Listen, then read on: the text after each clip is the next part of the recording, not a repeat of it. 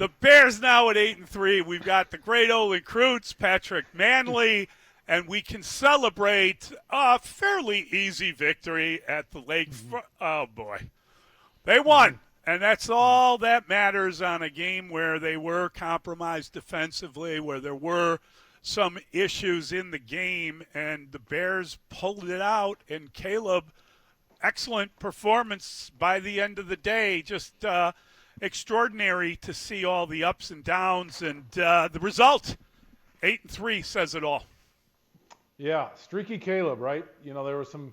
You follow Twitter, you watch the game, everybody's yelling at him for missing throws, and he gets hot. I think that was going on in our text chain.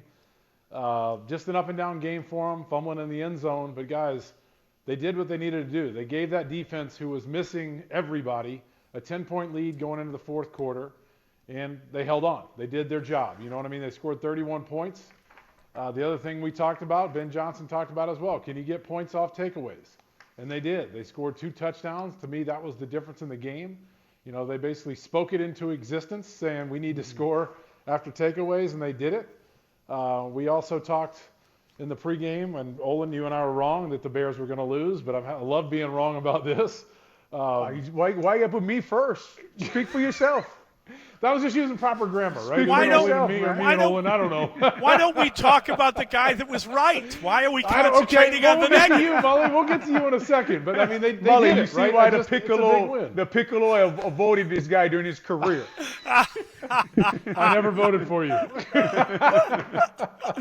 Hey, Pat, man. I mean, Mully, what a win. Exciting. What a win for the Chicago Bears. Just overcoming all those injuries. Dennis Allen, take a bow. The things he did with the guys he had out there on defense, the linebackers, and then Hippolyte goes down right early in the game. Yeah. And we're all wondering who the hell is going to come in the game now. But, and 7 of their Steelers' 28 points is from the offense. So the defense gives up 21 points today, right? And really just, Wright continues his performance with that interception early in the game, run stopping, doing different things. He drew the holding call on DK Metcalf, although the Steelers did come back and score there. And then, Pat, to your point on offense, scoring on takeaways. But I also thought putting the ball in Caleb's hands down there in the red zone, letting him throw the ball, right, letting him find Colston Loveland. We talked about finding Colston Loveland there in the red zone, finding DJ Moore. The 25-yard pass to DJ Moore was schemed. I thought that on that drive, I thought Ben Johnson just purely out-schemed the Pittsburgh Steelers when he came out in 12, and you saw that the Steelers linebackers, Herbig and Watt, were in coverage. Things like that Ben Johnson does. Really impressive to watch today. This is a good Chicago Bears football team, guys. Might have to come to grips with that, right? You give the team, not give, but they create a play. They create a takeaway in the end zone. Herbig jumps on it. Watt causes the fumble. 7 points. Tyreek Stevenson goes out during the game. You're watching this game and you're thinking, how are the Chicago Bears going to win this football game? And, guys, they may just be a pretty damn good football team. Caleb, obviously that was a mistake. You thought eventually all that running around would catch up to him. A little off sometimes, lucky on some DBs dropping a few interceptions, but still making big plays. The Chicago Bears, again, throughout a football game, find a way to win a football game. But, guys, Pat, the special teams guys making plays. I kept checking my roster. Yes. Who is that? Who is that guy out there? Who is that? Who is that playing that position? Just really fun game to watch them compete and win. I mean, that's incredible, Olin. You're so right. There were guys that you had really no basis of knowing. They just hadn't been on the field at all. Pretty extraordinary.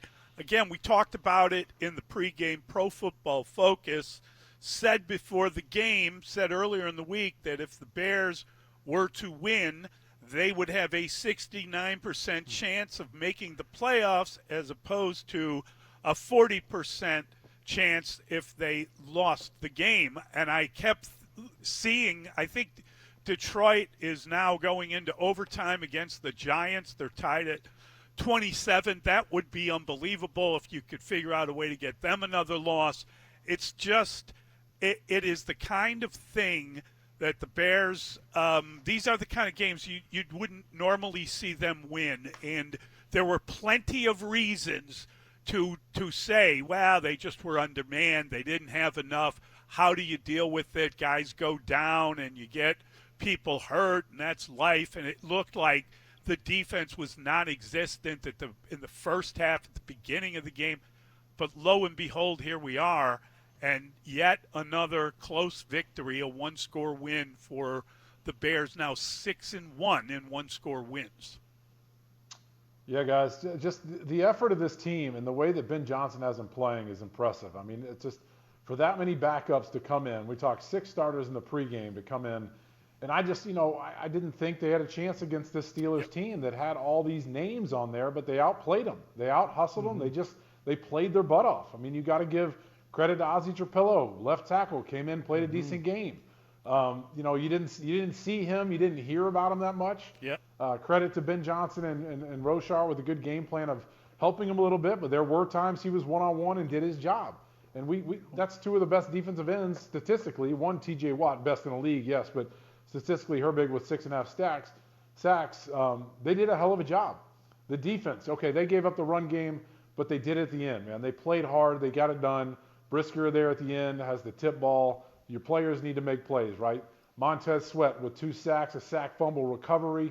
We were asking where's he at. I don't know why they have Darnell Washington blocking him. I mean, I know he's as big as a tackle, but he doesn't pass block like a tackle, and you're putting him against your best pass rusher. It's a little bit of a kind of shock they did that, but Montez Sweat did his job. So everybody picked up their game that needed to pick up their game, and just impressive victory by the Bears, doing it against, I know, a backup quarterback, but a team that has a lot of talent on that roster.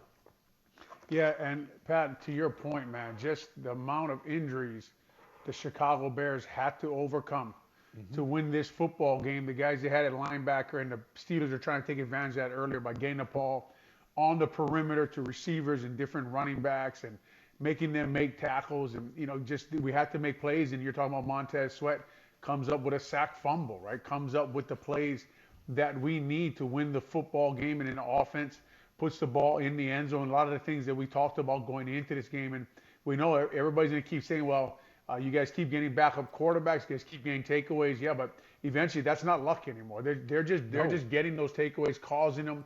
Nashawn Wright against DK Metcalf. I was worried about DK going into the game. He's a great player, right? Nashawn Wright guards him, picks off the interception, man. Just really big win for the Chicago Bears. Mully talked about their chances of making the playoffs now. We talked about in the pregame show how many of us thought, I didn't think that they were going to be in the playoffs this year. I thought they'd be a 500 or maybe a few games below 500 football team. They continue to get better. They continue to make plays. Talk about the first touchdown pass, after Nashawn Wright's interception, right to DJ Moore. He runs a little whirly bird there. Caleb wings it in the end zone again. You can see, guys, we talked about this year. T.J. Watt is right there. He reaches his hand out. Looks like he's shocked that ball gets by him, right? Like, I can't believe how fast this quarterback just threw the ball. I was texting a guy who knows quarterbacks during the game, and I was like, who would you compare Caleb's arm strength with the NFL? Maybe only Mahomes, right? Or maybe only Patrick Mahomes. When you watch the way he throws the football, and I know people are going to question the turnover for a touchdown, Pat, like you talked about, and some of the accuracy issues. But Chicago Bears overall, eventually you just got to tip your cap to how hard they fight, how hard they play, how much they've bought into Ben Johnson as a head coach. And there's one more name that I think you have to mention as you go through all these guys. Ozzie Trapillo at left tackle, different guys at linebacker, Hippo-like come out, Nashawn Wright, right? Yes. McLeod. You got to mention Ryan Post and his team and the guys that he's drafted and the roster that he put together. That right now they signed all those old linemen. And you see Munungai walking into the end zone because they push all the D linemen all the way through the end zone. Fun team to watch right now. Play at Soldier Field. The Chicago Bears really are turning into a football team that can win with injuries, with mistakes, with different things going on, finding ways to win football games. And while we are accurate in the fact that on the 2 takeaways they scored touchdowns, if you count the missed 4th down, they scored a touchdown off that. That in its own way was like a takeaway, stopping them on 4th down, getting the ball, and scoring a touchdown there. So I think that it was very it was a well done job it was far from a perfect game. We all know what the problems were and the issues in the game, but hopefully this team is going to get healthier. Hopefully they're going to get more players back sooner rather than later. And again, with another victory, with 8 wins, you're looking at this possibility of you need a couple more and you're in the playoffs. And it really should feel good to everybody who is listening to this show. Mm-hmm. Yeah, and Caleb, like we said, didn't play his best game. He was streaky, but guys, 3 touchdown passes, 0 interceptions. Yep. Okay, 1 sack, that's a hurt, right? That's a bad one, right? He should have, dirted that or whatever. But the guy is 8-3. That's the number one stat. The great quarterbacks. What do you ask? How do they win? How many wins do they have? You just got to give him credit. He keeps winning, and that's what we haven't had around here in a while. And he's not turning the ball over, and he's winning. So growth is coming, and it's kind of scary because we talked about it in the pregame too. He missed the 2 deep balls early last week. And it's going to be hypercritical watching Caleb, right? We want greatness. We want a perfect game. He still has a chance to get there, and they're winning. So what's it going to be like if he does get there? That's what excites me. So, Caleb is going to get criticized for some of the plays today, but he still wins, and 3 touchdowns and zero interceptions, which is impressive. Really is. Really was an impressive game by him. And, they talked about going into those drives where he controls himself and all that yoga breathing and whatever they were talking about. But you can see that he is growing, and him and Ben Johnson, and it just is turning into a good match, a good pair of, run the ball, play action pass, under center, things that people said he was not good at last year. And we even saw the delay a game, right, late in the game. That wasn't good. It wasn't that wasn't good right there. Quarterback management, managing the clock, especially in a critical part of the football game. And I'm sure that him, it's easier to learn through a win than it is a loss, right? And the defense has to come on the field. And they were talking about, Patty, better than me, but Boswell's actually his field goal range, right? They didn't have to go very far to get him to field goal range. And Dennis Allen's unit stands up, and Brisker and Jarrett get 2 tip passes there at the end of the game to seal the football game. Just guys, you can name names again, finding ways to win football games, right? Finding ways to make plays, as Mully talked about, stopping them on 4th down, right? I don't know, maybe the Steelers, I think they might have been trying to do that handoff, and the up back didn't know. I think they were trying to do that on the first push, right? And that's why he didn't go right away. And then he tried to get it, but then on the second one, they run that fake push for the sweep all the way down to the 1-yard line. But just a really fascinating team to watch them grow, Pat. Watch Caleb. You're talking about his accuracy problems, holding the ball a little too long. You got to know you're in the end zone, right? Can't take that sack there in the end zone. Get the ball out. I'm sure you're going to talk with the delay game, but there are the touchdown passes. There are the 3rd down conversions. There are the times that he is making good plays and managing a football game, and his football team is 8-3. Yep. Yeah, no question. All right, we got to take a quick timeout. 312-644-6767. That is the telephone number. You can give us your post-game thoughts. The Bears with yet another victory, 4th in a row, 8 of their last 9 games. Very impressive. A lot better than losing 10 in a row. Let me say that.